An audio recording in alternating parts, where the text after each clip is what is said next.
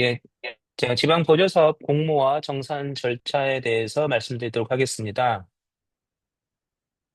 지금 이제 현재 사업 종료 시기가 다 오고 있어요. 이제 일부 시도교육청에서는 이제 대안교육시설이나 학력인정 평생교육시설에 대해서는 그 학년도 기준으로 해서 2월 말까지 하시고 계실 것 같긴 한데 지방보조금법에서는 그 회계연도를 기준으로 해서 사업 종료 시기를 정하도록 하고 있기 때문에, 사실은 교육비 특별회계 지방보조금 사업이기 때문에 25년 12월 31일자로 지방보조 사업을 종료하는 것이 맞습니다.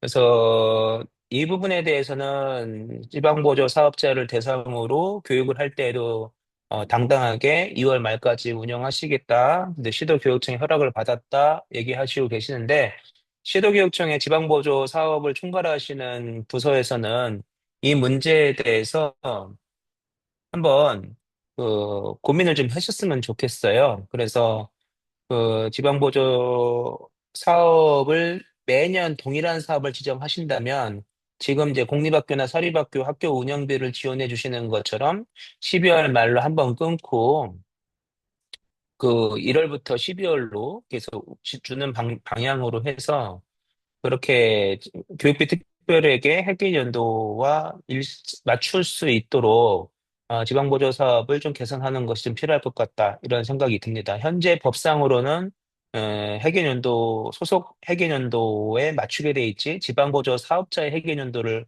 기준으로 맞추게 되어 있는 것은 아니라서 그런 고민이 좀 있다는 말씀 드리고요.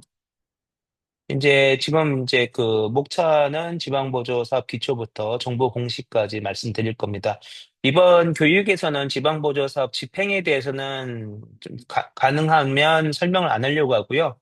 지금 이제 사업 종료 시기가 도래하고 있기 때문에 지난번과 같이 지방보조금 정산에 관해서 말씀을 드리고 그다음에 이제 새롭게 공모해야 되지 않습니까?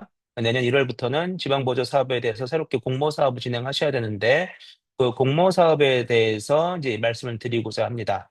빠른 시도 같으면 11월부터 뭐 공모 들어가시는 시도교육청도 있겠지만 제가 알기로는 11월에는 주로 수요조사, 본 예산 편성을 하기 위한 수요조사 수준인 걸로 알고 있고 실제로 지방보조사업 공모는 26년 1월부터 공모 절차에 들어가는 것으로 알고 있습니다.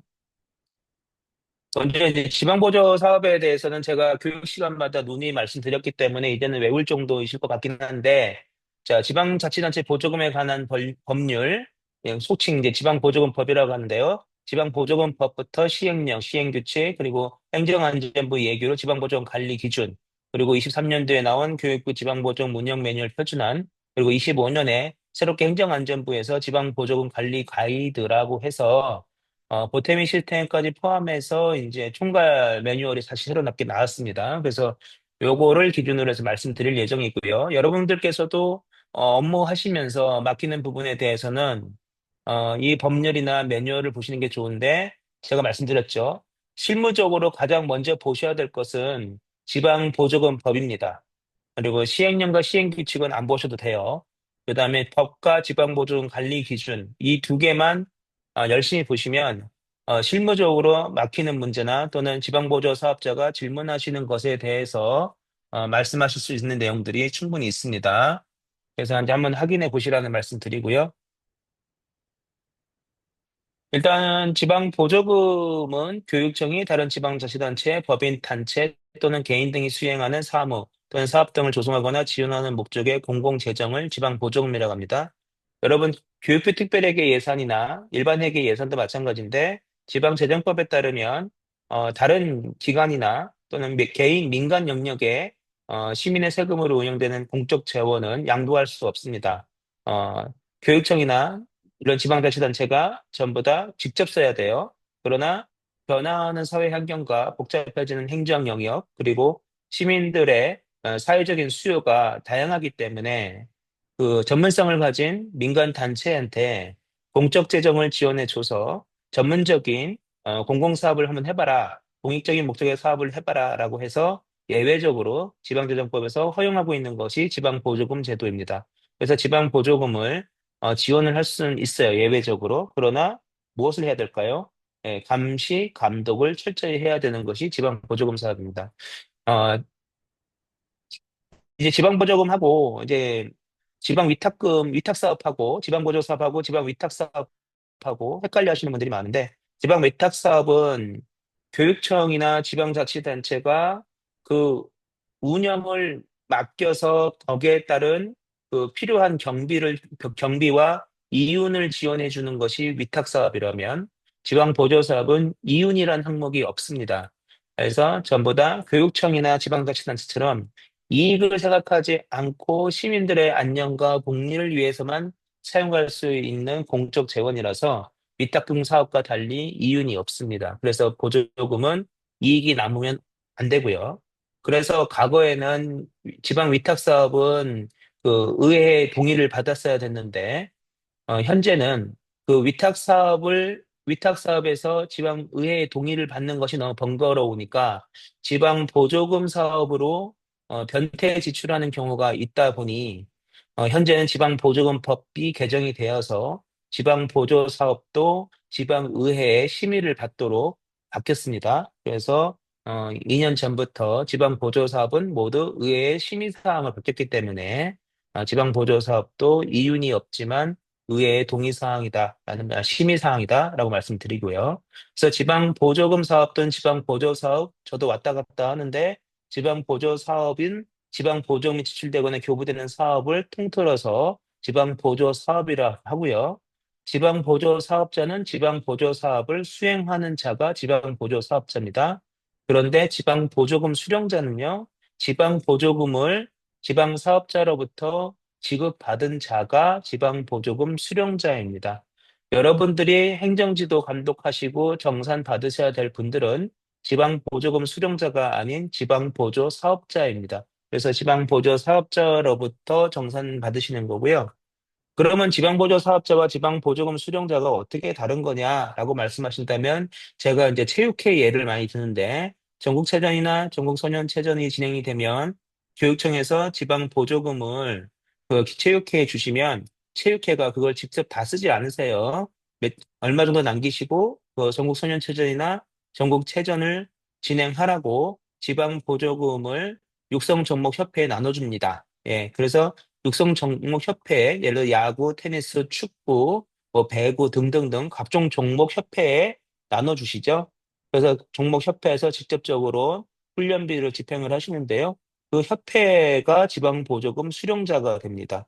그래서 지방보조 사업자인 지역체육회로부터 돈을 지급받으시면 그 돈으로 훈련비를 쓰시게 되면 지방보조금을 수령한 종목협회가 시도에 있는 체육회에 그 보조금을 이렇게 썼습니다라고 1차 정산을 하면 그것을 체육회가 받아서 다시 시도교육청에 우리 체육회에서는 그 훈련비를 몇 개 종목 육성협회에 나눠줘서 이렇게 정산을 받았고 전체적으로 지방 보조금 얼마를 이렇게 썼습니다라고 정산을 다시 교육청에 보고하죠. 교육청은 그러니까 각 종목 협회로부터 정산을 받을 필요는 없고 1차적으로 지방 보조금 사업자인 그 체육회가 직접 체육회가 정산의 의무를 지고 지방보조금 수령자가 잘못 집행을 했다면 한수 처리하거나 각종 징계 처리하는 것은 지방보조 사업자가 담당하게 됩니다. 그래서 지방보조금 사업자와 지방보조금 수령자가 달리 운영이 되는 거고요. 또 이렇게 또 생각하실 수 있어요. 학력인정 평생교육시설이 있습니다. 지방보조금으로 운영비를 학력인정 평생교육시설에 줬어요. 그러면 지방보조 사업자는 누가 됩니까? 예, 학력인정 평생교육시설 기관이 됩니다. 그 학력인정 평생교육시설이 지방보조금 사업자로서 운영비를 받아서 집행을 하는데 학력인정 평생교육시설에 그 사무용품을 납품을 한 문방구 사장님께서 볼펜이 10자루가 납품을 해야 되는데 실제로는 8자루만 납품하고 2자루는 덜 납품했어요. 이게 바로 이제 대표적으로 말씀하시는 지방보조금 부정수급이 되는 거죠. 그럼 지방보조금 수령자는 누굽니까? 예, 문방구 사장님입니다. 예, 그래서 문방구 사장님이 지방보조금 수령자가 되고요. 그래서 지방보조금 수령자인 문방구 사장님이 실제로 약속한 계약된 금액보다 적게 물건을 납품했기 때문에 돈을 환수해야 되겠죠. 누가 환수합니까? 학력인정 평생교육시설 기관에서 환수합니다. 이것을 이제 부정수급에 대한 지방보조사업자가 지방보조금 수령자에게 처분한 것이 됩니다. 이렇게 해서 이제 지방보조사업자인 평생교육 학력인정교육시설이 교육청에 대하여 운영비를 어떻게 집행했는지, 그리고 부정수급자인 문방구 사장님부터 얼마를 회수했는지 이런 것까지 다 정산서에 담겨서 보고하게 되는 구조입니다. 그러니까 지방보조 사업자와 지방보조금 수령자는 이렇게 분리가 되는 것이죠. 또 한 번, 또 하나 예를 또 말씀드리면, 제가 지방보조금 사용되는 것을 쭉 살펴봤더니, 학령인정 평생교육시설의 지방보조금 교부에서 교복을 지원해 주시는 사업이 있더라고요. 이제 고등학교가 무상교육이 돼서 교복 지원을 하다 보니까, 학령인정 평생교육시설도 중고등학교 등 수준의 강의를 하시는 학령인정 평생교육시설에서는 그 소속 학생의 교복도 맞추어 주시고 지원해 주시더라고요. 그럼 그 교복 지원 사업을 한다. 그럴 때 지방보조금 수령자는 누가 되겠습니까? 예, 그 학생이 되겠죠. 교육청으로부터 지방보조금을 교부받은 지방보조금 사업자의 학력인정 평생교육시설이 남승환이라는 학생을 위해서 남승환의 교복을 맞춰주면 교복을 현물로 받으시겠죠. 그 학생은. 그래서 지방보조금을 이용해서 현물로 교복을 지원받았기 때문에 교복을 수령한 학생이 지방보조금 수령자, 그리고 그 교복비를 집행한 사업자가 지방보조사업자인 학력인정 평생교육시설, 그리고 학력인정 평생교육시설에서 1차 지도감독 권한을 가진 시도교육청, 이제 이런 구조가 됩니다. 그래서 만약에 그런 일은 거의 없겠지만 남승환이라는 학생이 A 학력인정 평생교육시설로부터 2025년에 교복을 지원받았는데 25년 9월 달에 B라는 학력인정 평생교육시설로 전학을 가셔가지고 거기서 다시 한번 교복을 지원받으면 이중 수급이 됩니다. 그래서 이중으로 교복비를 지원받았기 때문에 한 개의 교복비는 해소 처리해야 되겠죠. 이제 이런 것에 대해서도 지방보조사업자 학력인정평생교육시설에서 반납 처리를 해야 합니다. 네, 이러한 구조가 이루어지는 것이 이제 학력인정평생교육시설에서 지방보조사업자가 지방보조금에 대해서 지출 처리를, 그리고 그 정산 처리를 정확하게 해야 되는 사유가 됩니다. 먼저 이제 지방보조금 사업을 할 때 이제 여러 가지로 준수해야 되는 것들이 있는데, 지방보조 사업자가 계약을 할 때는 지방계약 법령을 준수해야 됩니다. 자, 지방보조 사업자가 계약 업무를 잘 알면 좋은데 계약을 잘 모르실 수가 있기 때문에 우리 이제 교육청 지방보조 사업부서에서는 지방보조금을 교부만 하시는 것이 아니고 지방계약법을 간단하게라도 교육을 시킬 필요가 있어요. 이분들이 뭐 입찰이라든가 이런 건 하실 건 아니잖아요. 우리가 지방보조금이 어마어마하게 교부하는 일반 지방자치단체와 다르게 시도교육청의 지방보조금은 금액이 제가 봤을 때 10억 이상을 주는 것을 본 적이 없어요. 제가 7년치 자료를 가지고 있는데 지방보조금이 10억을 한 개 단체에 10억 이상 주는 거는 못 봤습니다. 근데 그렇게 뭐 10억이라고 하더라도 입찰 대상에 되는 사업비가 있을 수는 있는데, 자, 입찰을 하는 경우는 거의 없어요. 그렇기 때문에 수의계약 수준에서 갖추어야 될 서류, 이런 수준의 교육은 좀 해주셔야 될 필요성이 있습니다. 그냥 지방보조사업자가 오랫동안 비영리법인을 담당하셨던 분들이라면 저희보다 더 잘할 수도 있는데, 지방보조 사업을 처음 하시거나 또는 소규모로 집행하시는 분들은 개인이 업체와 거래하듯이 구두 계약들로 진행하려고 하시는 경우도 너무 많았습니다. 제가 일견 점검 나갔을 때 보니까 5천만 원을 집행하면서 서류가 딱 한 장이에요. 계좌이체서. 그거 하나밖에 없는 지출결의서도 봤습니다. 사실은 지출결의서도 없었어요. 그냥 계좌이체서 한 장만 붙여져 있는 경우도 봤습니다. 그래서 어, 지출결의서 쓰는 법, 품위서 쓰는 법, 사업자 등록증을 받는 법, 그리고 사업자 등록증에 뭘 확인해야 되는지, 세금계산서를 어떻게 받아야 되는지, 원천징수를 어떻게 떼야 되는지, 이런 것들에 대한 기본적인 회계 교육은 필요하겠다라는 생각이 들었습니다. 그리고 이제 사업 계획 및 집행 시 단가는 시도교육청의 지방보조금 지침을 단가를 따라야 되고요. 만약에 지방보조금 지침이 없다면 시도교육청의 교육비 특별회계 예산 편성 방침은 있잖아요. 그 매 회계연도에 나오는 방침의 단가를 적용하는 것이 맞습니다. 그래서 지방보조 사업자라고 해서 단가를 마음대로 적용할 수 없기 때문에 그 부분에 대해서 담당 공무원께서 신경 쓰셔야 되고요. 그 지방보조금 전용카드 사용해야 되는 거 아시죠? 그다음에 지방보조금 전용 카드가 사용이 안 된다면 계좌 이체가 원칙이고 현금 인출은 금지됩니다. 그리고 지방보조금 지출 관련 증빙 서류는 5년간 원본을 지방보조사업자가 보관해야 됩니다. 제가 저번 달에 교육을 할 때 어느 지방보조사업자가 말씀하시길 교육청에서 원본을 제출하라고 그래서 원본을 다 제출했다고 하시더라고요. 근데 우리 지방보조금법에서는 원본은 지방보조사업자가 보관하고 사본을 교육청에서 받도록 되어 있습니다. 자, 그래서 어느 시도 교육청인지는 모르겠지만 혹시라도 그런 얘기를 하셨다면 원본은 지방보조사업자가 5년간 보관하도록 지시하시고 사본만 일단 받으시는 걸로 말씀드릴게요. 그리고 교육청 보태미 시스템으로 지방보조금 정산 서류를 제출하라고 하시는 경우가 있던데 교육청 보태미 시스템은 회계 시스템이 아니고 공시 시스템이기 때문에 교육청 보태미에 업로드된 서류는 원본성을 인정받지 못합니다. 만약에 법적인 문제가 발생하면 다 사본으로 처리되기 때문에 원본성을 확인할 수 없고 진위 여부가 확인되지 않기 때문에 소송 시에 문제가 될 수 있습니다. 그렇기 때문에 교육청 보태미에 업로드 서류는 지출 승인을 위한 최소의 판단 기준만 될 뿐, 원본성이 없기 때문에 이것을 원본으로 착각하지 마셨으면 좋겠고, 정산서류 제출할 때에도 원본을 교육청 보탬이 업로드 서류로 간주한다. 이런 거 하시면 절대 안 됩니다. 나중에 문제가 생겼을 때 교육청이 집니다. 그렇기 때문에 원본은 지방보조 사업자가 보관하시고 사본을 정산 서류로 오프라인을 제출하는데 원본 대조필을 관계자가 찍어서 책임성을 확보시킨 다음에 제출받도록 하시는 것이 좋습니다. 기부금은 자기부담금의 재원으로 활용할 수가 없습니다. 기부금은 일종의 지방보조사업자 수익금입니다. 그렇기 때문에 자기부담금 필요로 하는 지방보조사업이라면 자기부담금은 어디까지나 자기네 거기 운영비나 또는 자기 회비나 이렇게 해서 그걸로 충당할 수 있는 관계 서류가 증빙되어야 합니다.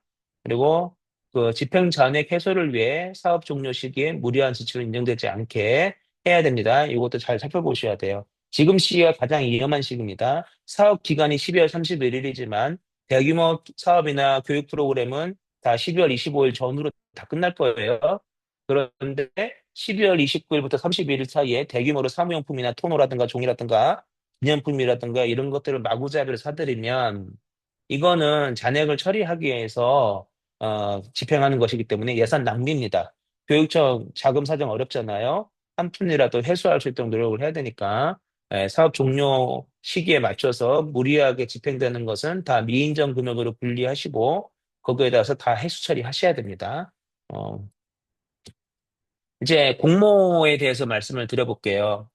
지방보조사업 공모는 이제 26년 1월부터 진행하실 텐데, 어, 공모는 아유, 글씨가 깨졌네요. 이게 PDF 전환하면서 글씨가 깨졌는데, 제7조 제2항에 따라서 두 개 이상의 법인, 단체 또는 개인이 수행하신 지방보조사업은 반드시 공모를 통해 지방보조사업자 선정해야 한다고 법으로 규정되어 있습니다. 자, 두 개 이상의 법인, 단체 또는 개인이 수행하는 사업입니다. 지방보조사업하고 지방보조사업자는 부수가 일치하지 않습니다. 제가 지방보조 사업과 지방보조 사업자 수를 7년치 자료를 통해서 비교해 봤는데 17개 시도의 지방보조 사업 수는 보통 500개에서 700개 그 사이 안쪽입니다. 예전에 한 1000개도 있었는데 최근 3년간은 500개에서 700개 사이로 17개 시도 교육청이 지방보조 사업을 운영을 합니다. 그런데 지방보조 사업자 수는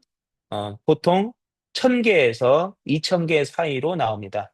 즉, 한 사업당 기본적으로 2개 이상의 사업자가 여기 잡혀 있는 거예요. 그렇기 때문에 그 2개 이상의 지방보조 사업자를 운영을 하신다면 그 공모를 하셔야 돼요. 그래서 단독 사업이 아니고서는 지방보조 사업은 그 2개 이상의 법인이나 단체 또는 개인이 수행할 수 있는 것이라면 반드시 공개 모집을 통해서 진행을 해야 된다라고 말씀을 드립니다. 이거는 법적 사항이에요. 근데 이게 2개 이상의, 저희는 하나만 운영할 건데요. 그건 아니에요.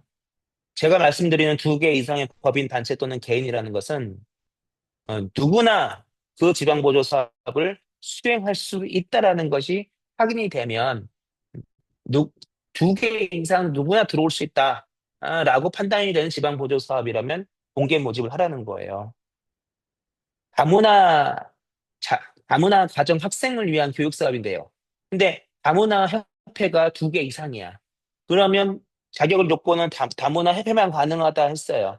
근데 다문화 협회가 그 지역에 두 개 이상이 있어. 그러면 이건 공모로 가야 되죠. 근데 시도 체육회를 대상으로 지방보조 사업을 수행해요. 근데 시도 체육회는 시도에 하나밖에 없죠. 그렇기 때문에 이거는 사실 공개 모집 필요가 없는 겁니다. 제가 가끔 17개 시도 그 공개 모집 공고문을 보면 가끔 답답한 게 학교 스포츠 클럽 지원 사업이라고 명명하시고 지원 자격을 시군구 체육회라고 돼 있어요. 그러면 시군구의 체육회는 하나씩밖에 없습니다. 이거는 단독 사업이에요. 이거는 공개 모집의 의미가 없습니다. 거기는 뭐 야구, 배구, 축구 협회가 만약에 뭐 스포츠 운동 종목 협회라고 돼 있으면 공개 모집해야 되겠죠. 하지만 시도 체육회 또는 시군구 체육회라고 그래서 그 체육회만 들어올 수 있다. 이렇게 해버리면 그 지역의 체육회는 하나씩밖에 안 되잖아요. 이건 단독 사업이기 때문에 이거는 공개 모집의 의미도 없고 공개 모집 안 하셔도 됩니다. 그래서 이제 이런 것들은 당연히 자격 요건으로 하나를 지정한 거나 다름없기 때문에 공개 모집할 필요가 없습니다. 이걸 굳이 공개 모집을 해서 행정력 낭비하는 지역이 있는데 이건 아니다라는 말씀드립니다. 어쨌든 제가 말씀드리는 핵심은 지방보조 사업은 누구나 들어올 수 있는 지방보조 사업이라면 두 개 이상의 법인이나 단체가 저도 하고 싶어요라고 들어올 수 있는 사업이라면 공개 모집을 해야 한다라는 말씀드리고 공개 모집을 하지 않아도 되는 사업이 6가지 예외가 있습니다. 법령이나 조례에서 지정한 대상자로 가는 경우. 예를 들어 학력인정 평생교육시설을 지원하는 보조금 사업이라면 그건 솔직히 공개 모집 의미가 없죠. 왜냐하면 평생교육법에서 학력인정 평생교육시설에 대해서는 운영비를 보조할 수 있다라고 되어 있기 때문에 지방보조금을 주시는 거잖아요. 그렇기 때문에 학력인정 평생교육시설은 공개 모집의 의미가 없습니다. 학력인정 평생교육시설을 인정받지 못하면 보조금을 교부할 수가 없기 때문이죠. 이게 이제 법령이나 조례가 지정한 방법이고요. 국고보조 사업입니다. 자, 국고에서 얼마 지원할 건데 지방보조금도 얼마 매칭해, 속칭 매칭 사업이라고 부르는 것들. 국고보조금 3, 지방보조금 7 해가지고 7대 3 비율로 지원해주는 사업이 있다. 근데 국고보조금 사업은 국가에서 이미 지정을 했잖아요. 그렇기 때문에 이것도 공개 모집의 의미가 없기 때문에 공모하지 않습니다. 용도 지정 기부금이라고 하는데 용도 지정 기부금은 교육청은 이런 경우가 거의 없는데 일반 지자체는 각종 기부금법에 의해서 기부금을 받아서 지방 보조금으로 나가는 사업들이 있어요. 용도가 지정된 기부금이기 때문에 이것도 공개 모집할 필요가 없이 그쪽을 써주세요. 그러면 그쪽 법인에다 주기만 하면 되기 때문에 용도 지정 기부금도 공개 모집하지 않습니다. 네 번째, 대체 불가능성입니다. 이 사람이 아니면 어느 누구도 할 수 없는 사업이다라고 할 수 있죠. 예를 들어서 그 한참 코로나가 창궐하던 시절에 코로나 예방 사업을 한다. 근데 코로나 예방 사업을 하는데 그 지방 보조금 누구한테 줄 거냐? 어, 그 지역의 간호사 협회한테 줄 거다. 그래서 간호사 협회에 줘서 퇴직한 간호사를 전문 방역 인력을 활용하기 위해서 지방 보조금을 운영했다. 그러면 보세요. 간호사 협회는 그 지역에 하나밖에 없겠죠. 물론 뭐 두 개 이상이 있다면 좀 별개의 얘기있지만 간호사 협회여야 하고 간호사 자격증을 가진 자들로만 방역 인력을 꾸미겠다라고 한다면 그 간호사협회는 시도에 그 대표하는 간호사협회는 하나밖에 없기 때문에 공개 모집 필요 없이 그 협회에다 직접 지방 보조금 주면 되기 때문에 공개 모집을 할 필요가 없습니다. 그래서 이렇게 할 수 있고 그다음에 지자체 직접 수령이죠. 지방 보조금을 일반 자치로 줄 수도 있어요. 예를 들어서 요즘 여기가 대전인데 대전교육청에서 대표적인 게 그거네요. 누리과정 교육비로 타 지방자치단체에 보조금을 주시고 계시잖아요. 누리과정 교육비를 주신다고 어린이집을 위한 보조금을 주는데 그 보조금 사업자 주체는 그 관할 지자체의 시군구예요. 그래서 어린이집 직접 관할하는 건 시군구이기 때문에 그 시군구를 지방보조 사업자에 지정한 경우에는 공개 모집하지 않습니다. 왜냐하면 공공기관끼리 하는 거기 때문에, 예, 믿고 주는 거죠. 그래서 공개 모집하지 않는 거고요. 긴급 부득이한 사유, 천재, 질병 등 공모 방식이 적절하지 않다고 인정되는 경우에 긴급 부득이한 사유에는 지방보조금을 공개 모집하지 않고 할 수 있습니다. 근데 지금은 많이 줄으셨겠지만 제가 한참 점검 다닐 때에는 시도교육청에서 공개 모집하는 하지 않는 사유로 가장 많이 들었던 것은 긴급 부득이한 사유인데요. 이 긴급 부득이한 사유는 잘 보시면 천재, 지변 등 공모 방식이 적절하지 않다고 인정하는 경우입니다. 자, 무슨 얘기예요? 예, 천재 지변급이어야 돼요. 급해서요, 시간이 없어서요, 뭐 이런 식으로 얘기하시면 전혀 안 된다는 얘기예요. 천재지변급이어야 돼요. 땅이 갈라지고 비가 억수로 와야 되고 다리가 무너져야 돼요. 그 정도 급이 아니면 어, 지방보조금을 긴급 부득이하게 공개 모집 않고 진행할 수는 없습니다. 그래서 지방보조 사업은 아까 말씀드린 것처럼 민간단체의 전문성이나 또는 공무원은 정원이 정해져 있기 때문에 인력 수급이 신속하게 이루어질 수 없기 때문에 민간단체의 인력 수급의 융통성을 지원을 받기 위해서 지방보조금을 지원하는 거기 때문에 특별하게 어떤 능력이 있어야 돼요. 그런데 그 능력이 아까 말씀드린 것처럼 대체 불가능성이라는 이런 의미가 아니라면 이런 의미가 아니라면 공개 모집을 하는 것이 원칙입니다. 이게 입찰하고 비슷해요. 예, 그래서 공개 모집을 하셔야 된다는 거 말씀드리고요. 이제 웬만하면 이 공개 모집이다. 이렇게 생각하시면 편합니다. 자, 그래서 지방보조사업 공모 절차 개요는 어, 사업 공고가 나와야 되고 그다음에 사업 신청이 들어와야 되고 신청이 들어오면 뭘 해야 돼요? 지방보조관리위원회에서 심의를 해야 되고 그래서 선정하고 교부 결정 이 네 가지 절차를 이루어집니다. 자, 지방보조금 사업 그 공고를 내실 때는 어디를 공고 내야 되느냐? 자, 그 시도교육청 홈페이지, 그 다음에 공보라는 게 있죠. 담보나 공보, 그 다음에 교육청 보탬이에다가 올려야 됩니다. 제가 걱정하는 건 뭐냐면 교육청 보탬이가 2년 전부터 활발하게 진행됐기 때문에 지방보조 사업 공고를 교육청 보탬이에만 올릴까 봐 걱정이 돼요. 여러분들의 홈페이지에도 여러분들이 소속한 시도교육청 홈페이지에도 같이 올려주셔야 됩니다. 그리고 핵심 공고 내용이 있어요. 사업 추진 기본 방향, 지원 대상 사업 및 기관, 지원 규모 및 절차, 신청 방법 및 제출 서류, 그리고 수행 일정이 나와야 됩니다. 즉, 지방보조 사업기간이 언제부터 언제까지다. 요까지 제시가 돼야 됩니다. 예. 그리고 공개 모집 기간은요, 15일 원칙이라고 해서 15일 이상입니다. 15일 이상 공고 기간이 돼야 됩니다. 이것도 지방보조금 관리 기준 제4조의 행안부 훈령으로 15일 이상 공고문이 게시되도록 하고 있으니까 여러분들도 공고 기간을 15일 이상 준수해 주시기 바랍니다. 그리고 사업 신청서 준비를 받아야 되겠죠?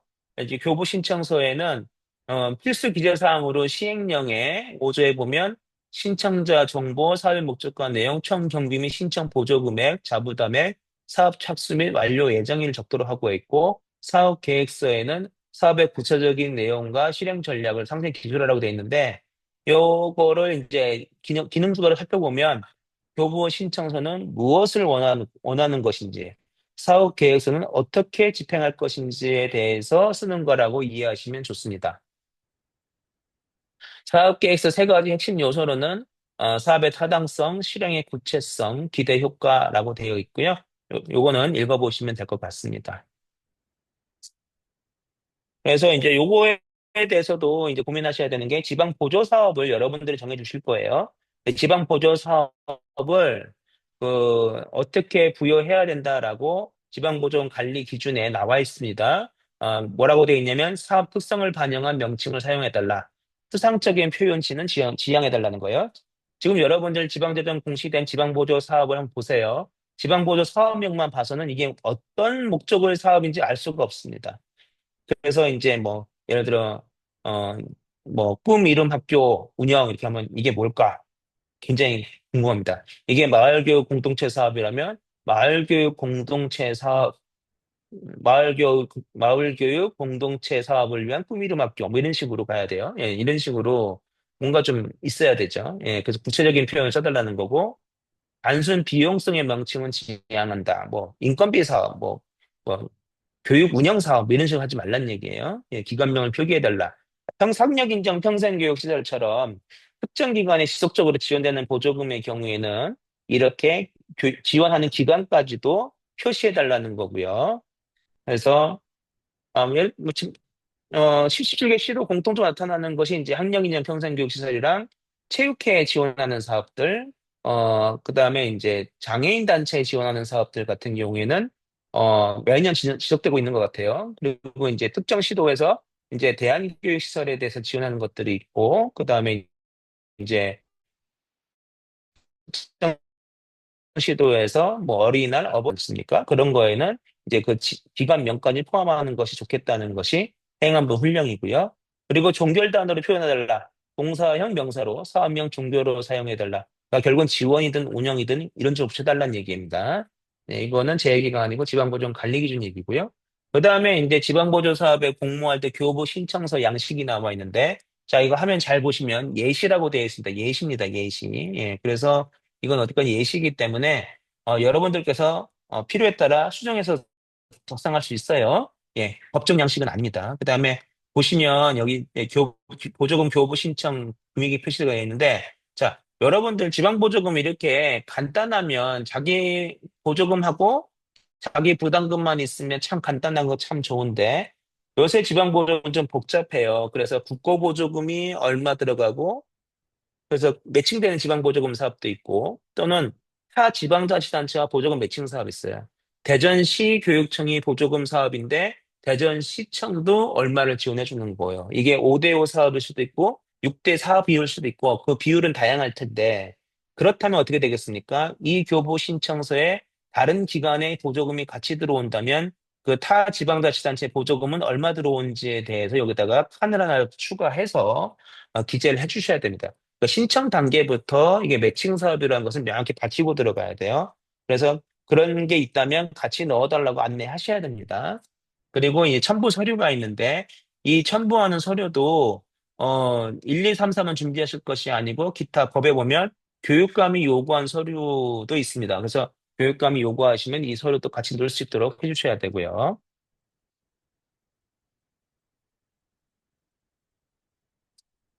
그리고 이제 사업 계획서도 이것도 보시면 예시입니다. 예시. 그렇기 때문에 이건 예시이기 때문에 어디까지나 시도교육청에서 자유롭게 바꿀 수 있다는 말씀 다시 한번 드리고요. 요것도 마찬가지예요. 총 사업비에 있으면 여기도 지방보조금과 자부담 간단하게 되어 있지만 만약에 국가보조금이라든가 또는 타 지방자치단체 보조금이 있다면 여기도 칸을 추가해서 넣어주시면 되겠습니다. 그리고 예산 집행계획도 이렇게 추가해서 넣어주시면 되고요. 산출기초, 명확하게 원명해. 더 길 필요는 없어요. 원명해 정도 수준이면 됩니다. 그렇게 해주시면 되고, 이게 지방보조금이 얼마씩 나갈 거고, 자부담이 얼마씩 나갈 건지 표시해 주시고, 자, 오늘은 교육청 담당 공무원 선생님들이시니까 아시겠지만, 정산 받으실 땐 이 계획서대로 집행했는지 확인하셔야 되는 게 중요해요. 자, 자부담에서 업무 추진비 쓰겠다라고 했으면, 업무 추진비가 자부담에서만 나가는지 확인하셔야 돼요. 그리고 자부담을 총 30만 원 쓰겠다고 했기 때문에 자부담이 총 30만 집행됐는지 확인을 해야 돼요. 그렇기 때문에 이 사업 계획서를 받는 것으로 끝나는 것이 아니고 잘 보관하셨다가 정산 받으실 때 계획서하고 같이 비교하시면서 계획대로 했는지 확인하시는 것이 매우 중요합니다.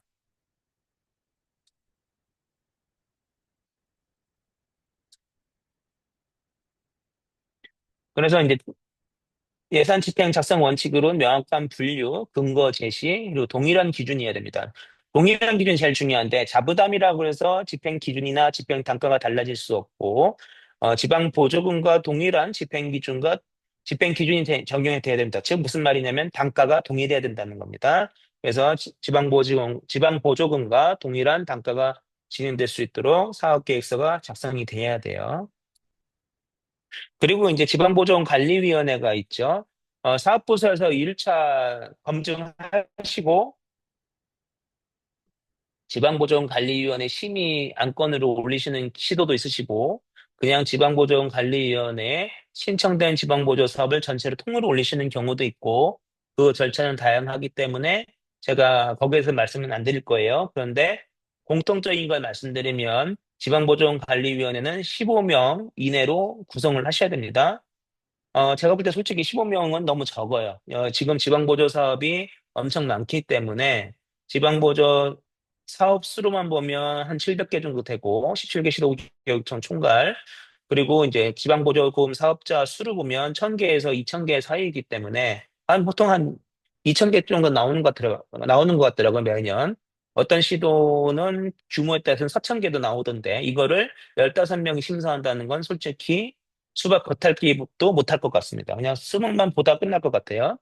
어, 겉에 할지도 못한 것 같죠. 예, 어쨌든 좀 늘려야 되는데 법적 인원은 지금 15명입니다. 그래서 15명이 구성이 돼야 되는데 민간위원과 공무원을 구성하지만 공무원은 전체의 4분의 1을 초과할 수 없기 때문에 3명이 이상이 될 수가 없어요. 그래서 최대 3명 가지고 민간위원이 12명으로 구성되어야 되기 때문에 최소 12명이기 때문에 민간위원이 더 많아야 된다는 거. 그리고 위원장은 민간위원장에서 호선됩니다. 뭐 공무원 그 시도교육청의 소속 공무원은 위원까지는 될 수 있어도 위원장은 될 수 없다는 말씀 드립니다. 자, 여기서 제일 중요한 건 뭐냐면 지방보존관리위원회 위원들이 지방보조사업과 이해관계가 없어야 돼요. 그렇지만 민간위원들이기 때문에 또 주로 교수님들이나 변호사나 회계사를 많이 위촉을 하시는데 그분들의 성향상 지방보조사업과 관련성이 적기가 매우 어렵고 실제로 점검해 본 결과로도 이해관계가 충분히 있는 것들이 확인되고 있습니다. 그래서 지방보존관리위원회 위원을 위촉하실 때에는 첫 번째로 그분들의 이력서를 받아서 민간단체 어디에서 활동하고 있는 것이 있다면 기재하라고 하셔야 돼요. 그렇게 하고 지방보조 사업이 심의를 하는데 그 소속 그 활동했던 단체거나 그러니까 이게 지금은 활동 안 하는데 적어야 됩니까? 라고 질문이 들어온다면 과거에 활동했다면 적어 달라고 하셔야 돼요. 최근 5년 이내에 활동한 단체가 있다면 적어 달라고 하셔야 돼요.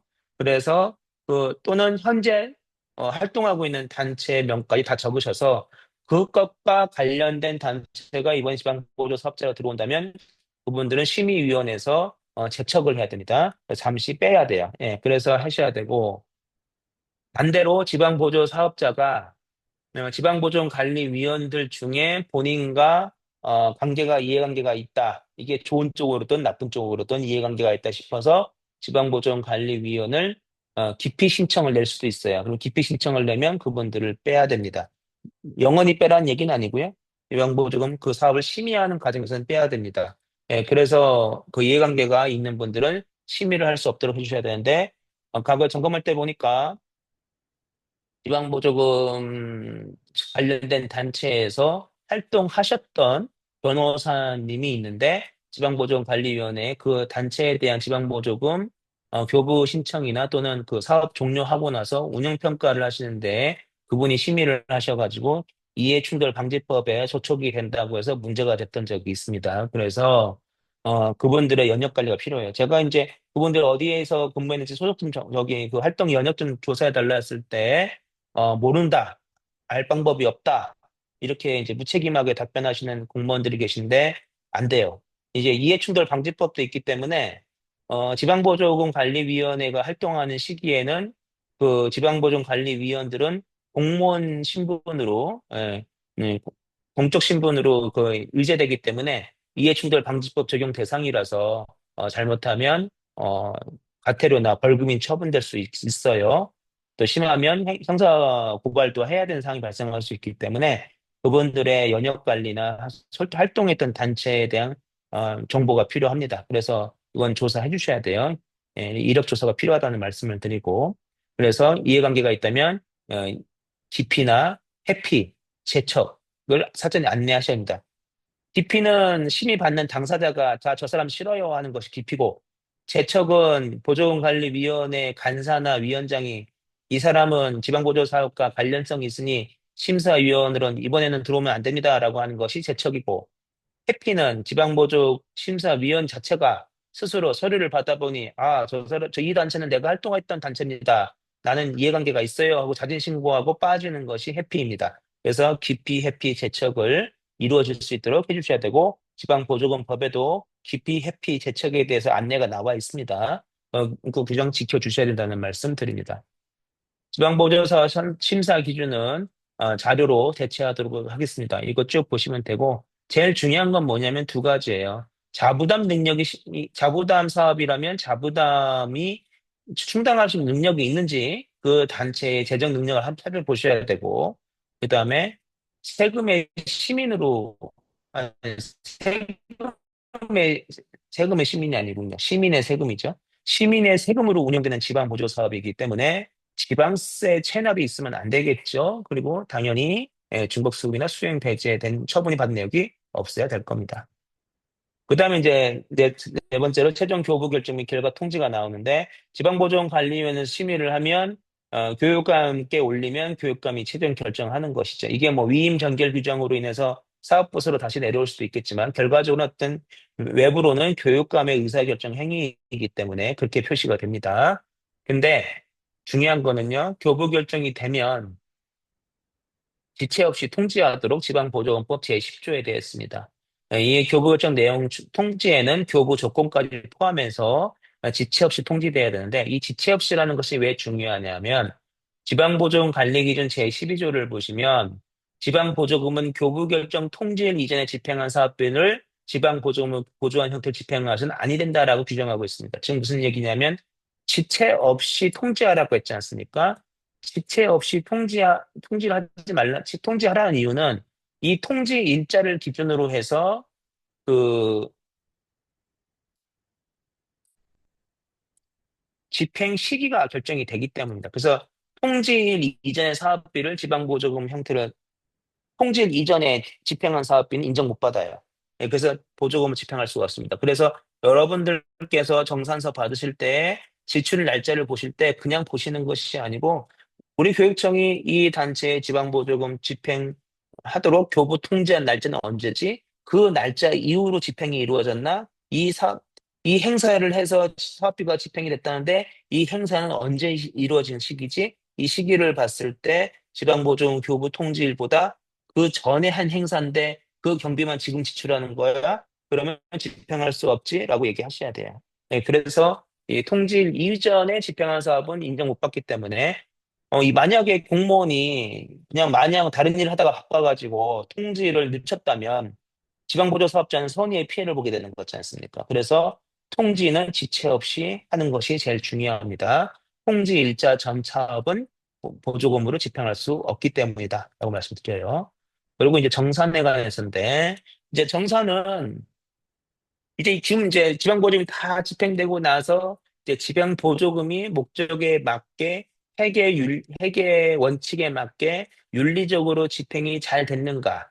그 투명성과 효율성, 책임성을 살펴보는 가장 중요한 단계입니다. 근데 문제는 뭐냐면 우리 공무원들이 이 시기가 제일 바빠요.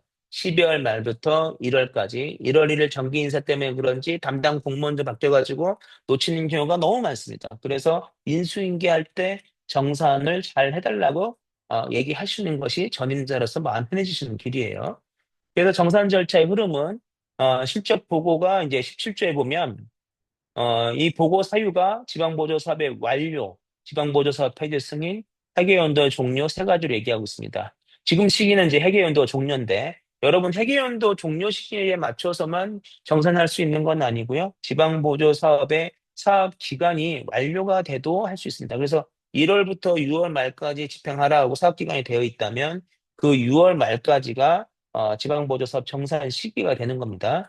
근데 그거 아니더라도 12월 31일까지라고 했는데 사업이 빨리 진행돼가지고 11월 30일로 끝났어요.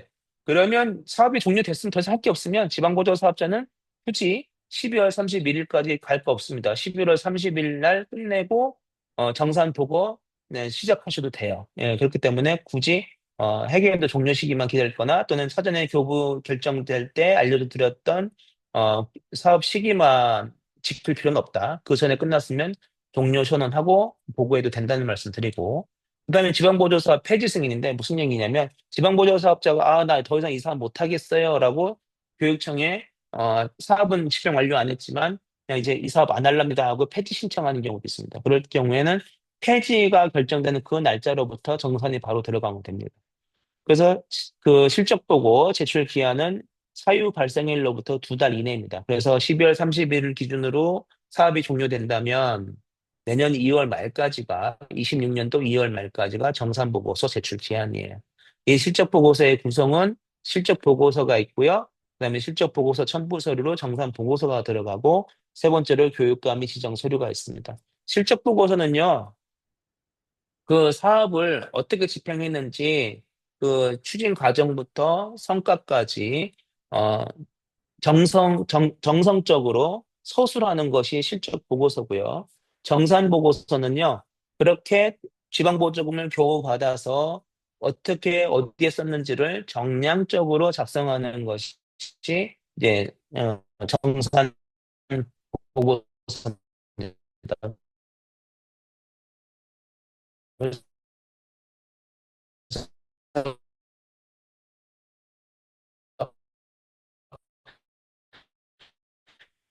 크게는 실적 사업 종료와 교육감 지정 서류가 들어옵니다. 그러면 이걸 보면 교육청에서 받아서 어떻게 하느냐? 올바르게 집행됐는지에 대해서 확인하고, 예, 집행 확인하고 그 심사 결과에 따라서 지방 보조금 사업이 최종적으로 최종적으로 확인 후 보조사업자에게 통지가 돼야 됩니다. 아니, 정산했는데, 심사 결과에 따라 최종 보조금 확정 후 보조사업자 통지하라는 게 무슨 말이에요? 라고 얘기하신다면, 정산을 했어요. 1,000만 원을 받아서 1,000만 원이 집행 완료됐다가 정산 보고를 했는데, 교육청에서 확인을 했더니, 어, 950만 원은 오케이인데, 50만 원은 12월 13일 날 수료식을 마쳤다고 했는데, 12월 29일부터 31일 사이에 갑자기 쿠팡에서 토너를 잔뜩 사네? 사업은 다 끝났는데 왜 집행하지? 이거는 50만 원 정산액이 잔액이 발생해서 그렇구나. 50만 원 불인정합니다. 50만 원은 다시 반납하세요라고 결정이 되면 최종적으로 교육청은 그 단체에 지방 보조금을 교부한 금액은 950만 원입니다. 그래서 확정 통지를 한다는 것은 지방 보조금을 우리 교육청은 950만 원만 지원한 것이기 때문에 나머지 50만 원과 그 발생 이자는 반납해 주세요라고 확정 통지해 줘야 됩니다. 그래서 금액 확정이라는 것은 지방 보조금을 쉽게 말씀드려서 계산급식으로 1,000만 원을 보내줬는데 우리가 최종적으로 인정한 금액은 950만 원이다라고 알려드리는 것이 확정 통지입니다. 그래서 만약에 1,000만 원이 다 정당하다 그러면 1,000만 원으로 다시 확정 통지해주면 됩니다. 사실 지방보조금은 계산급식이에요. 우리 교육청이나 다 일반 단체는 공공기관은 뭐죠? 다 후불식이잖아요. 사실은 먼저 사업이 다 종료되고 나서 그 다음에 이제 정산하는 개념인데 지금 지방보조금은 계산급식으로 먼저 필요하다고 하니까 돈부터 주고 그 사업을 집행한 결과에 대해서 확인받는 거라서 확정 통지가 필수적으로 필요합니다. 그래서 이제 확정 통지하고 나면 아까 말씀드린 건 집행자니까 이자를 반납받습니다. 여기에는 자녀뿐만 아니고 미인정 금액으로 분류된 것도 반납받습니다. 예를 들어 업무 추진비 집행을 허가하지 않았는데 업무 추진비가 집행됐다. 그럼 반납받아야 되겠죠? 아무리 공익적으로 정당히 집행됐어도 반납받아야 되는 겁니다. 그리고 실적 보고서 검토 핵심은 이제 완결성, 정합성, 경비 집행의 적정성, 증빙의 명확성 이렇게 네 가지로 구분해서 얘기할 수 있습니다. 이거는 읽어보시면 될 것 같고요. 이제 서류를 검토하실 때 보시면 자 여기에 보시면 잘 화면을 잘 보시겠지 모르겠지만은 파일로 보셔도 나오는데 그 첨부 서류에 정산 보고서가 있어요. 그 다음에 지방자치단체가 정하는 서류가 있죠. 그렇기 때문에 여기 보시면 정산 보고서는 실적 보고서의 첨부 서류라는 거고요. 자 정산 보고서에 여기에 이제 이렇게 문자적으로 사업 추진 성과라든가 평가라든가 건의 사항들 들어오는 부분들 다 정성적으로 쓰시잖아요. 이렇게 작성을 하는데 중요한 건 아까도 말씀드린 것처럼 국고보조금 사업이라든가 다른 뭐 시청이라든가 도청으로부터 다른 또는 시군구로부터 보조금이 매칭되는 사업이라면 여기에 추가로 칸을 하나 더 만들어서 작성을 해주셔야 돼요. 그렇게 해서 이제 작성을 해줘야 된다. 그래서 이제 요것도 어디까지는 예시 수준이 법 서류고 이게 법정 서류는 아니기 때문에 교육청에서 정산 받으실 때 필요하다 싶으시면 칸을 추가해서 더 넣을 수 있다는 거 말씀드리고 여기에 이제 일정별 계획 대비 실적은 아까 공모할 때 사업 계획서 보셨죠? 사업 계획서에 날짜별로 어떻게 쓰겠다고 작성한 게 있어요. 그거에 맞춰서 정산할 때도 이만큼 썼는지에 대해서 하는 것도 들어가서 작성하면 됩니다.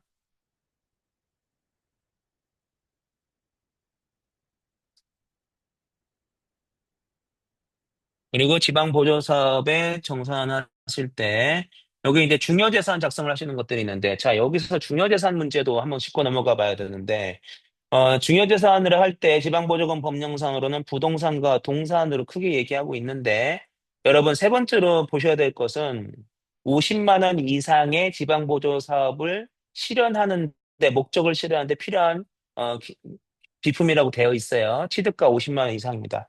자, 제가 이제 점검할 때 보니까 학력인증 평생교육시설이나 대안교육시설에 전자출판 같은 것들을 지원해 주신 것들이 있어요. 원래 자산 취득은 안 되는데 예외적으로 교육감이 인정하면 자산 취득성 물품도 줄 수 있는데 이거는 취득가가 50만 원 이상이기 때문에 중요재산으로 관리해야 될 필요성이 있습니다. 언제까지? 내용 연수가 닿은 날까지. 그래서 지방보조금을 다음에는 안 줄 건데요. 안 주더라도 중요재산으로 관리를 해야 되고 이 중요재산에는 교육감의 지방보조금으로 운영된 구입한 물품이다라고 들어가야 돼요. 그래서 취득가 50만 원 이상이면 중요재산을 관리를 해야 되기 때문에 이 중요재산에 대해서 그 취득에서 관리하고 있는지 한번 신경 써 주셔야 되고요. 그래서 중요재산에 대해서 여기다 관리 내역을 작성을 해야 한다는 겁니다. 요것도 지금 있으시면 안 된다는 말씀 드리고.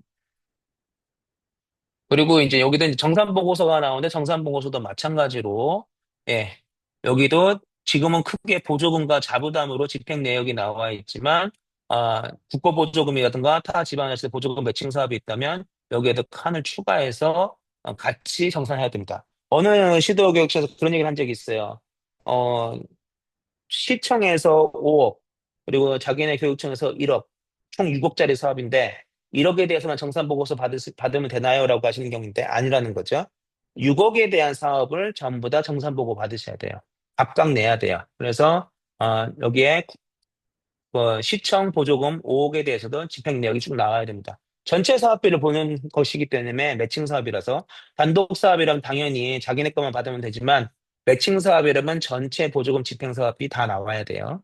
그리고 여기에 보시면 이 주석에 잘 안 보일 것 같아서 제가 확대했는데 집행 내역엔 지방보조금 사용에 관한 증빙자를 첨부합니다라고 돼 있어서 증빙자료를 정산보고서 할 때 첨부해야 되는 근거가 되는 겁니다. 어느 시도교육청의 장학사님이 저한테 그런 얘기 했어요. 뭐하러 우리가 증빙서류 받아야 되냐? 정산보고서만 받으면 되지라고 하시는데 정산보고서가 제대로 작성된지 보려면 증빙서류를 봐야 되겠죠. 증빙서류 없이 정산보고서만 받으면 정산보고서를 보지 않았겠죠.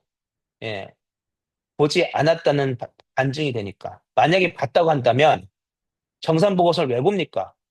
증빙되지 않는 이게 허위로 작성인지 어떻게 알아요? 오히려 보는 게 효율적인 시간적인 낭비가 되겠죠. 예, 지금 무슨 일이 있어도 증빙 서류를 받아서 정산 보고를 제대로 작성되는지 확인하셔야 됩니다. 정산 보고서 확인하는 것까지가 여러분들의 일이에요. 예. 이거를 또 귀찮다고 회계사한테 맡기시는 경우도 있던데, 회계법인은 맡기는 것은 3억 원 이상일 때는 회계법인에 맡길 수가 있는데, 그 이하는 회계사가 책임을 지지 않습니다. 예, 그래서 그 주식회사 그 감사에 관한 법률이라든가 뭐 이런 거 보면 상법을 보면은 회계법인이 책임질 수 있는 것은 그 영리법인의 감사에 관해서 얼마 이상인 사업에 대해서 하는 책임을나 형사벌적인 것 같지 그 일반적인 이런 지방보조 사업에 뭐 1,000만, 2천만 원 사업 가지고 회계사가 봤다고 해서 잘못 봤다고 해서 벌칙을 줄 수 있는 방법이 없어요. 오히려 일 두 번 하게 됩니다. 그리고 제가 실제로도 회계사가 제대로 검토한 거 본 적이 없어요. 심지어는 통장 잔액하고 정산 보고서에 잔액이 안 맞는데도 회계사가 이상 없다고 도장 찍어준 것도 봤거든요. 아무런 의미 없습니다. 그래서 3억 원 이상 주신 것이 아니라고 한다면 여러분들이 직접 정산 보고서 확인하시는 것이 좋습니다. 중요자산 사후관리 앞에서 제가 말씀드렸죠. 5만 원 이상이면 중요자산으로 관리가 되어야 됩니다. 그래서 중요자산에 대해서 정산보고서에 관리가 돼야 되고, 이거 그 담당 공무원은 홈페이지 등에 중요자산 현황 공시하도록 되어 있습니다. 재정 공시에도 공시가 되어 있기 때문에 이것들이 그 내용 연수가 닿을 때까지 또는 너무 망가져서 처분해야 될 필요성이 있다면 교육감의 승가를 해주셔야 된다는 말씀 드립니다. 내용의 적합성은 이제 그 교부 조건에 맞는지를 보시라는 거고, 특별히 이 수익금이 발생할 수 있는 경우에는 교부 조건에 수익금을 어떻게 쓸 건지에 대해서 적어 주셔야 돼요. 것처럼 위탁금 사업과 달리 지방보조금 사업은 이윤이라는 항목이 없습니다. 그렇기 때문에 이윤이 발생하면 안 돼요. 그래서 수익금이 발생할 경우에는 지방사업에 충당을 할 건지, 아니면 수익금이 발생하는 만큼 나중에 정산할 때 지방보조금을 그만큼 반환받을 건지, 여기에 대해서 사전에 교부 조건을 내려주셔야 돼요. 수익금이 아예 발생하지 않는다면 뭐 교부 조건의 수익금 여부에 대해서 적으실 필요가 없습니다. 근데 수익금이 발생한다면 교부 조건에 수익금 넣어주셔야 되고, 앞에서 보신 정산서 양식에도 수익금이 얼마나 발생했는지도 작성하도록 서식이 설계되어야 합니다. 예, 이런 거 말씀드리고요. 수익금이 발생한다면 별도의 계좌를 관리하도록 지방보조금 제10조에 나와 있습니다. 그리고 지방보조금 교부 조건에는 필수 교부 조건과 임의 교부 조건이 있는데, 다음 각 8조의 1항 1호는 필수 조건으로 작성을 하시도록 하셔야 됩니다. 교부 조건이 아예 없으면 곤란해요. 음. 그리고 사업 계획이 변경을 한다면 변경 승인 요청을 받도록 안내하시고, 교부 조건에도 사업 계획을 변경할 때 교육감의 승인을 받아야 되고, 이미 뭐 소액이면 자체적으로 변경하고 보고만 하라든가 이렇게 교부 조건이 나와 있어야 돼요. 만약에 자체적으로 변형해서 사용할 수 있는 것을 허용해 줄 거라면, 그 여기서 보시는 것처럼 교육감이 나 경비거든요. 근데 이 경미하다는 범위를 여러분들이 정해 주셔야 돼요. 교부 조건으로. 뭐 1,000만 원 미만의 사업은, 뭐 100만 원 미만의 사업은, 10만 원 미만의 사업은 이미 편성된 예산 비목간에 전용하는 사업에 대해서는 이라든가 으로 어, 경미한 게 어떤 거냐면 모든 것을 다 교육청에다가 교육청의 심의를 받아서 승인을 받으셔야 된다는 것이 지방보조원 관리 기준의 입장입니다. 예. 그리고 이제 내용의 적합성으로서 지방보조 사업자가 용도의 사용 금지하도록 해야 되겠죠. 용도의 사용 금지는 이해충돌 방지 의무랑 가장 같은 거고요.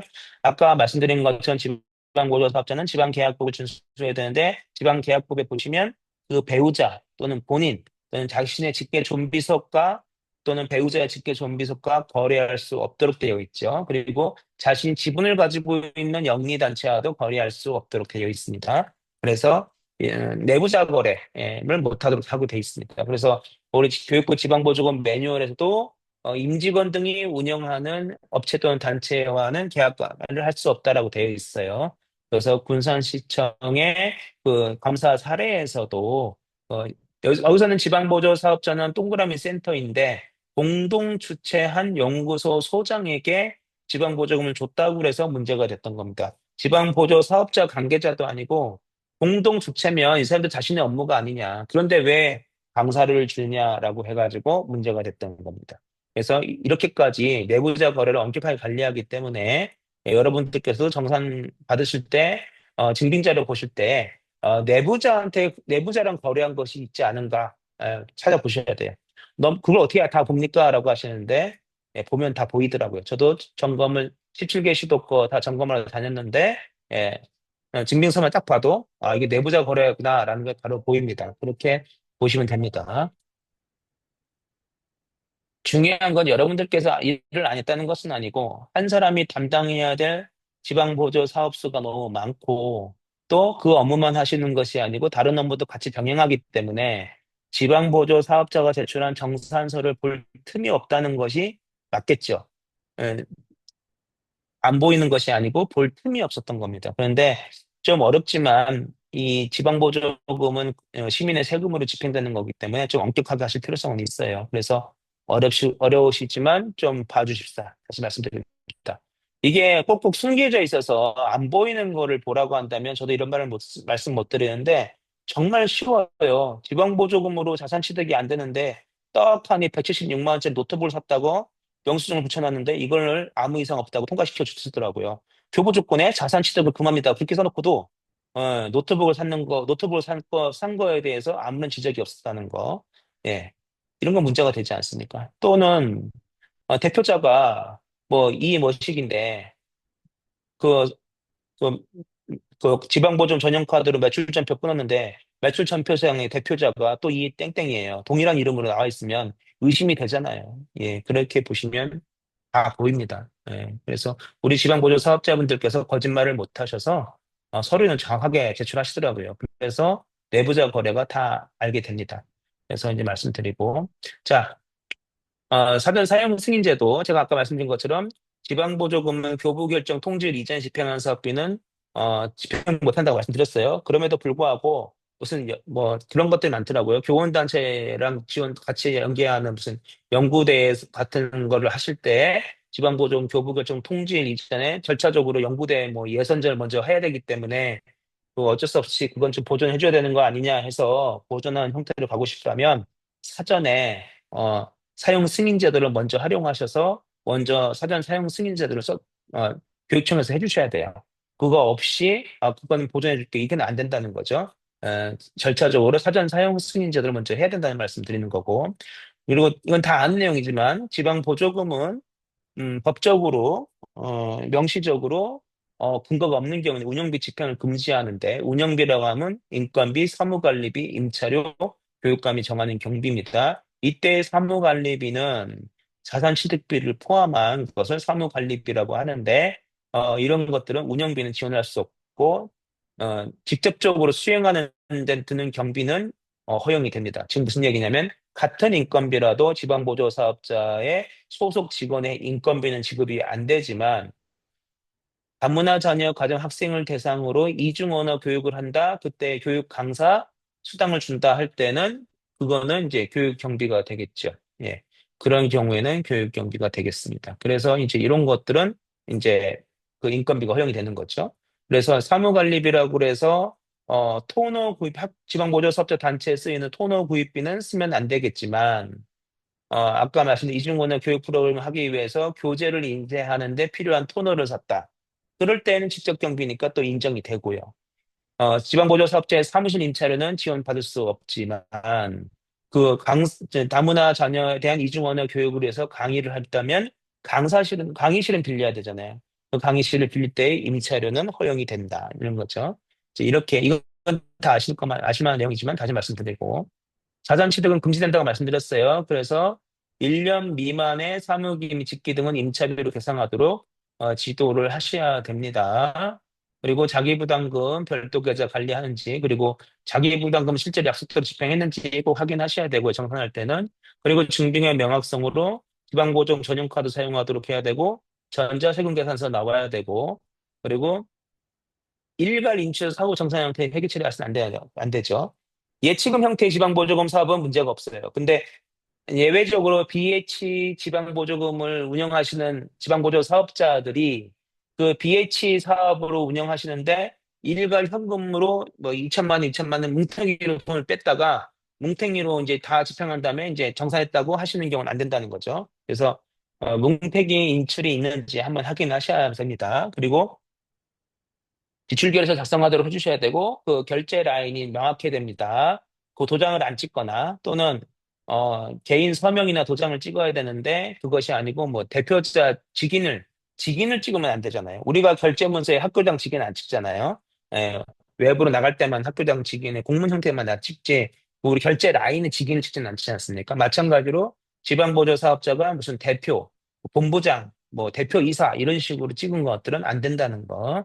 자신의 개인 도장이나 서명을 할 수 있도록 해주셔야 됩니다. 왜냐하면 책임을 명확하게 하기 위해서 그렇습니다.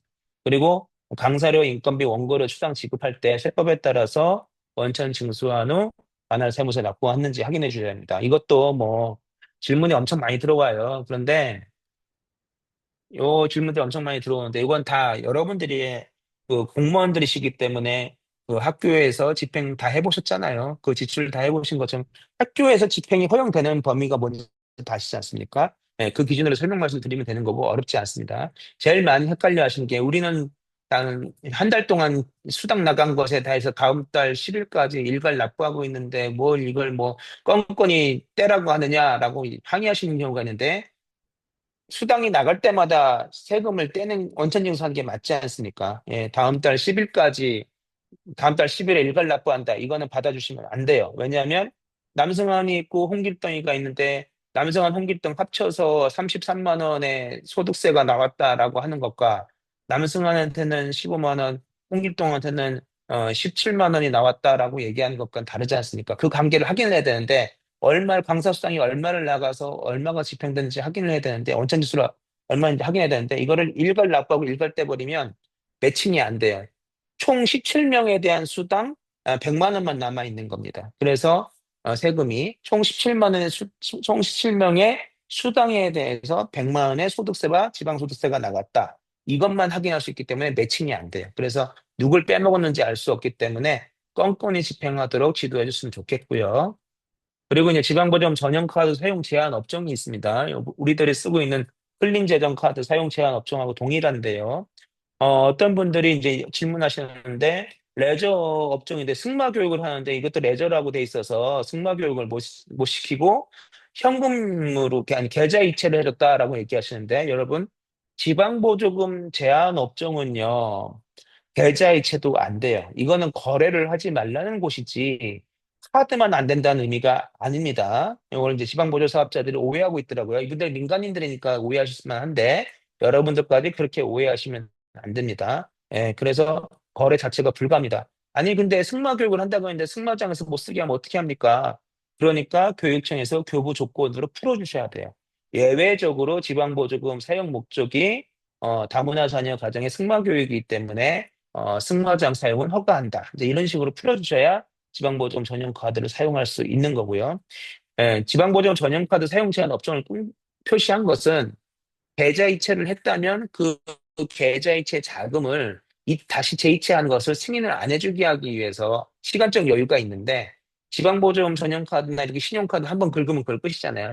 바로 송금된 행위와 같기 때문에 그거는 시작부터 단계를 막기 위해서 카드 제한 업종을 두는 것입니다. 그래서 계좌이체도 원래는 안 되는 게 맞아요. 예, 거래 자체가 금지되는 건데 음, 교육청의 허가 부서에 담당 부서에서 이 지원보조 사업에서는 이런 업종에서 써야 될 상황이 발생할 것 같은데 그러면 또는 지방보조 사업자가 먼저 얘기할 수 있습니다. 제가 그렇게 교육을 시켰기 때문에 저희는 이제 레저 업종은 좀 풀어 주셔야 되는데요. 뭐 이런 얘기가 있으면 사항을 들어보시고 그게 합당하면 교부 조건에서 그것을 이제 예외적으로 어디 어디 업종에서 사용을 허가합니다라고 교부 조건에서 풀어 주셔야 됩니다.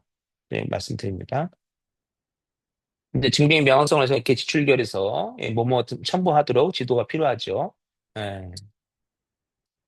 그러니까 결국 무슨 얘기냐면 학교에서 집행하는 것과 거의 같은 수준의 서류가 있어야 돼요. 지방보조 사업자라고 그래서 서류가 간소화되거나 그렇지는 않습니다. 예. 지출을 확인할 수 있는 서류가 필요해요.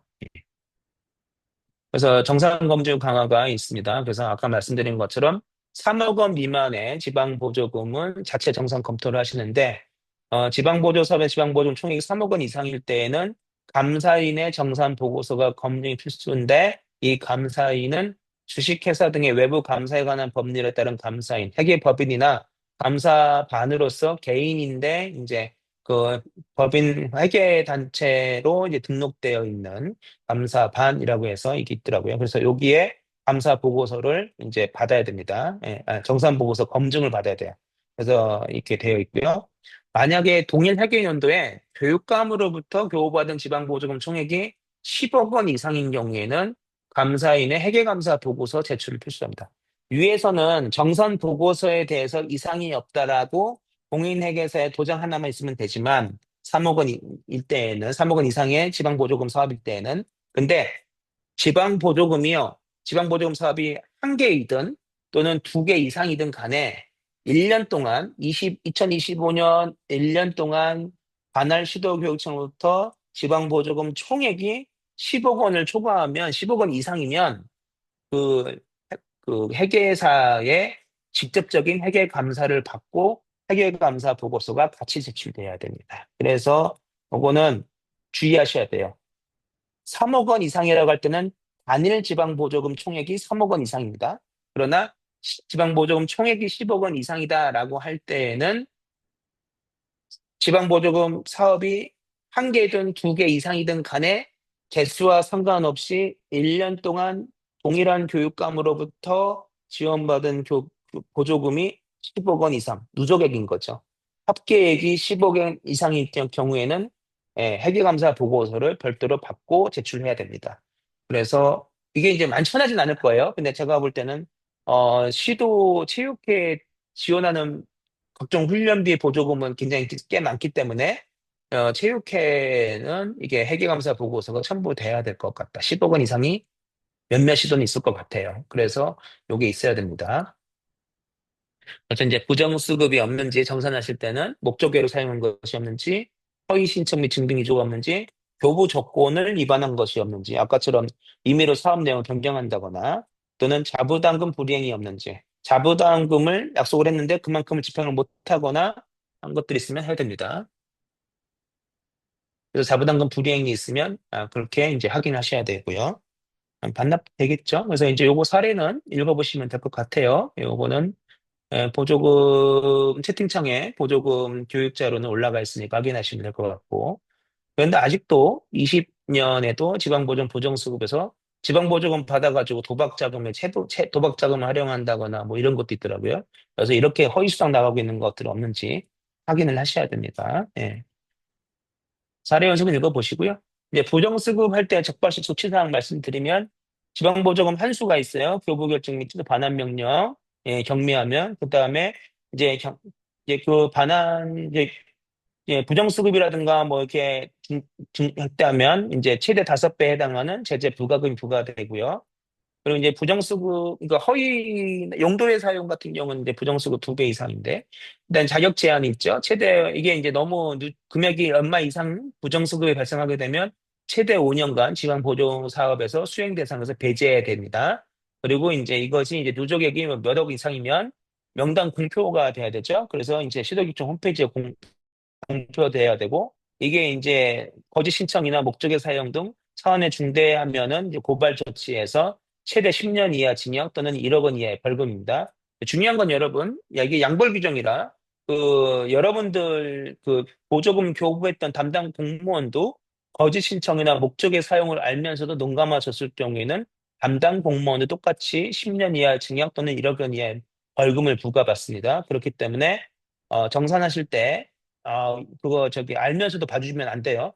차라리 몰랐었다면 그거에 대해서는 이제 무능함으로 징계는 받을 수 있을지언정 형사처벌 대상은 아니겠지만, 부정수급이나 거짓 신청, 목적의 사용 등 이 허위 내용을 알면서도 이상 없음을 눈감아 줬다면 이게 이제 적발이 되면, 최대 10년 이의 징역이기 때문에, 공직생활에 어려움이 발생합니다. 그렇기 때문에, 절대 봐주면 안 된다는 말씀 드립니다. 제재 부과금 부과 기준을 보시면 이제 다른 용도 사용할 경우에는 반환액이 300%가 되고 이제 이렇게 됩니다. 이걸 확인하시면 되고요. 근데 이제 그다음 이제 평가 이제 정산이 끝나면 여러분들 평가를 하셔야 돼요.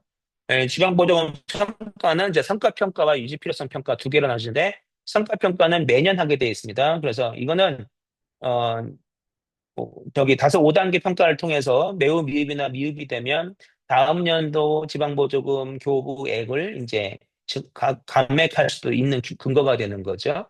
그리고 유지 필요성 평가는 3년 주기로 하게 됩니다. 원래 지방보조 사업은 1년 단위로 하는 거라서 사실 한 번만 지원해주면 끝날 수도 있는 문제예요. 근데 이제 예를 들어 이제 학력인증 평생교육시설처럼 매년 지방보조금을 지원해줘야 되는 의무 규정이 있거나 또는 이 지방보조 사업이 평이 좋아서 계속 해야 된다고 한다면 3년마다 이 사업이 이제 왜 필요한지에 대해서 이제 3년 주기마다 평가받아야 돼요.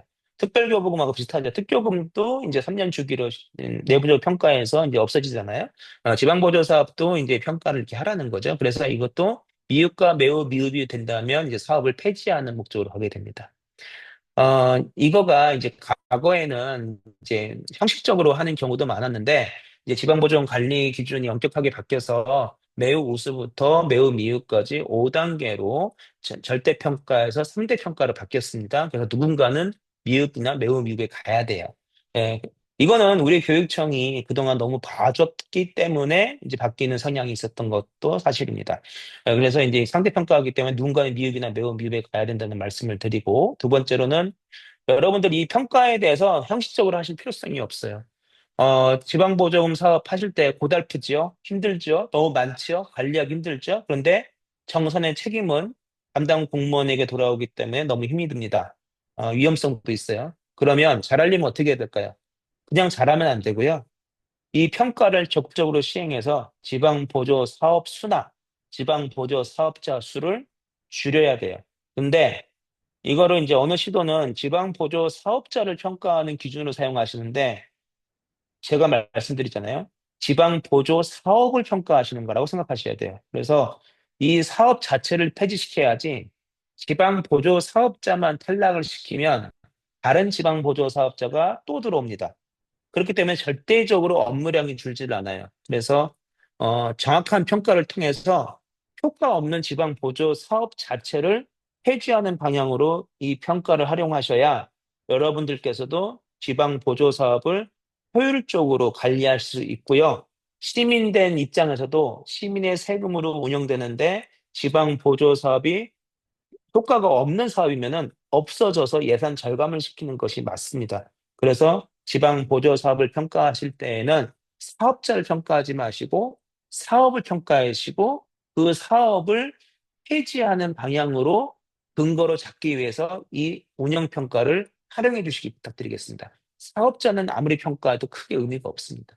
그래서 사업을 평가한다라고 생각해 주시고요. 우리 그래서 지방 보조금에도 지방 보조 사업의 운영 평가지 지방 보조 사업자의 평가가 아니에요. 그래서 사업을 존폐를 결정하는 사업이다 생각해 주시면 되겠습니다. 그래서 이렇게 평가해 주시면 되고요. 그래서 이제 저는 성과 평가보다 이 유지 필요성 평가가 제일 중요한 것 같더라고요. 그래서 유지 필요성 평가에 대해서 다시 한번 부탁을 드리겠습니다. 이제 미흡이나 매우 미흡으로 떨어졌다고 해도 지방보조금관리위원회에서 그래도 이거는 복지성 예산이고 이게 꼭 필요한 사업이다 하면 다시 부활시킬 수는 있어요. 음. 그리고 이제 유지 필요성 평가가 이렇게 지방보조 사업 자체를 없애는 사업 평가이기 때문에 많은 일반 행정적을 보니까 그 외부 용역을 주시더라고요. 컨설팅 업체에다가 용역을 주시고 그네들이 평가하게 하더라고요. 그래서 이거 해주시고 어느 시도를 보니까 그 각 부서별로 성과평가나 저 유지표성 평가를 하라고 그러시는 기관이 있으신데, 그거는 아닙니다. 예. 지방보조 사업 평가는 총괄부서에서, 보조금 총괄부서에서 평가를 해주셔야 돼요. 그, 그렇지 않습니까? 5단계 평가인데, 지방보조 사업 2개 운영하는 일반 사업부서에서 그걸 평가를 하게 되면 어디다 갖다 놔야 됩니까? 의미가 없어요. 그러니까 총괄부서에서 그 1년 동안 또는 3년 동안 계속된 지방보조금 사업을 전체를 놓고 그 상대평가를 해주시는 것이 맞습니다. 그래서 전체를 놓고 평가해야 된다. 강조 말씀드리겠습니다. 그래서 지방보조 운영평가 연간 프로세스는 다음과 같습니다. 읽어보시고요. 정보 공시가 또 있어요. 이제 동일 회계 연도 중 교부받은 지방보조금 총액이 500만 원 이상인 지방보조 사업자는 자신이 지방보조금을 어떻게 집행했는지에 대해서, 그리고 그 교부 신청서와 첨부 서류, 정산보고서, 감사보고서, 감사 결과, 혹시나 이제 10억 원 이상인 사업자인 경우에는 감사보고서, 그 다음에 이제 우리 교육청이나 또는 교육부나 감사원이든 기타 감사를 또 받은 것이 있다면 그 감사 결과까지 같이 첨부해가지고 매 회계연도 종료 후 4개월 이내에 지방보조금 통합관리망에 교육청 보탬이겠죠? 보탬위에다가 올리셔야 됩니다. 500만 원 이상이라는 것은 지방보조금 한 개의 보조금 교부액이 아니고요. 동일회계연도입니다. 그러니까 무슨 얘기냐면 2025년 1년 동안 지방보조금 사업 합계액이 500만 원 이상인 경우에는 교육청 보탬에다가 자신의 집행사항을 공시를 해야 한다는 거예요, 사업자가. 사업자 당연히 모를 수 있습니다. 담당 부서에서 안내해 주셔야 돼요. 예. 예, 500만 원 이상이기 때문에, 총액이 500만 원 이상이기 때문에 웬만한 사업자는 다 공시 의무가 있다고 보시면 돼요. 네. 지방보조금 사업을 한 개 사업자가 하나만 운영하셔도 1,000만 원짜리 보조금 사업 수두룩 하기 때문에 당연히 공시하실 테고, 300만 원만 받았다라고 한다면 공시 안 하겠지만, 300만 원짜리 사업 두 개를 운영하신다가, 수행한다는 사업자가 있다면 600만 원이 되기 때문에, 예, 공시 의무가 발생합니다. 그래서 총액이 500만 원이다. 라는 말씀 드립니다. 단일 사업이 아니고 1년간 누적액이 500만 원 이상이다. 라는 말씀 드립니다. 그래서 공시 의무 위반하면 이렇게 페널티가 있습니다. 네, 여기까지 해서 말씀을 드렸고요. 감사합니다.